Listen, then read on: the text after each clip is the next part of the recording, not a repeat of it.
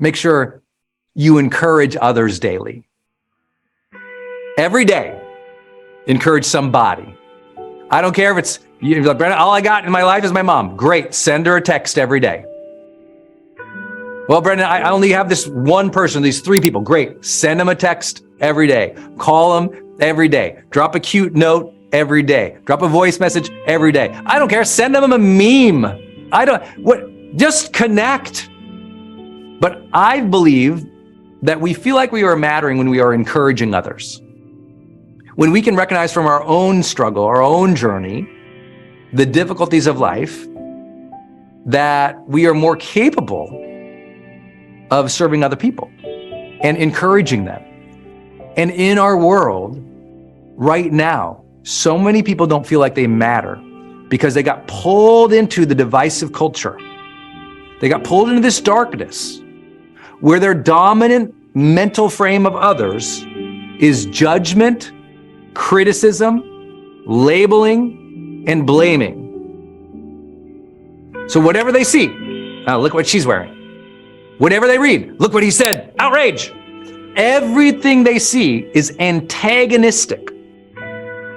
And they have learned to be in an antagonism mode, divisiveness mode, labeling and judging mode, and they're wondering why they feel so terrible about life, why they feel so terrible in and of themselves. You want to change that? Make your dominant frame encouragement of others. Somebody's struggling to communicate. Encourage them to find their voice. Encourage them to think it through. Someone's struggling in a relationship. Encourage them to ask for what they need. Somebody's just even going through and they're already successful and they're posting a win instead of going, well, sure, that's easy for you. Now that was funny. Instead, when they're struggling or they're succeeding, you cheer them on. Even the person, they're posting their win. They're so proud that they bought this gift for their family, or they got that new house, or even they got that private jet. You can judge it, label it, criticize it, hate on them, or you can also encourage it. Hey, well done. Good for you. See, you're trying hard. Know you're going through this. Be a force of encouragement in the world, not antagonism. You'll start to recognize the goodness of the world. You'll start to feel good again because that is your deeply human and spiritual nature, is to be a person of connection with others that draws from love, not from hate, that seeks to do something good with others versus tear down everybody in your community. Which this antagonism, as it separates us and divides us, the antagonism starts to drive us because now we're self-righteous and it's their fault that I don't have good human connections. It's their fault that I feel terrible, without realizing, no. You cut off the wellspring. You cut off the wellspring of love, of goodness, of human nature that is caring and compassionate and empathetic and thoughtful and loving and kind. And when you cut off the wellspring of that very human nature, I would call it that divine nature within. When you cut off that source, you can't blame others for how they make you feel. But that's what we do when we have an antagonistic lens.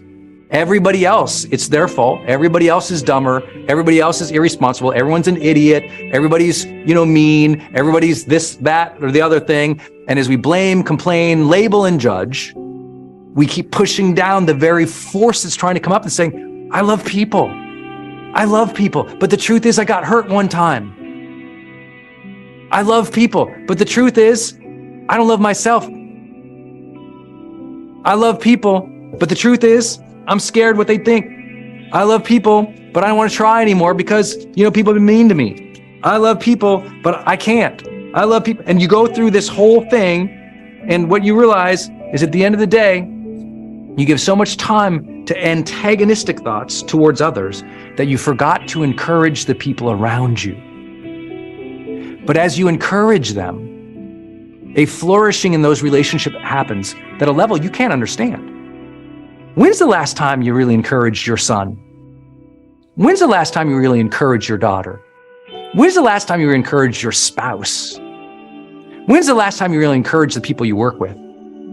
How often do you do that? Because now, here's what happens. Some of you go, I don't, I'm terrible. That's the trick with personal development. Some people hear an idea, they judge themselves, they decide for themselves they don't matter, that they're awful, they're unworthy, that they should shame themselves. Other people hear an idea and go, that's a great new habit. I can do better of that. So today, is there anything I shared that you could do better of? Not beat yourself down about, but do better of.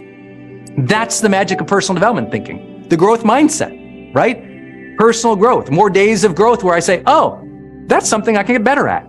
Not, I'm so shameful that I don't matter enough. I'm so shameful that I don't do a good job here. No, it's a practice.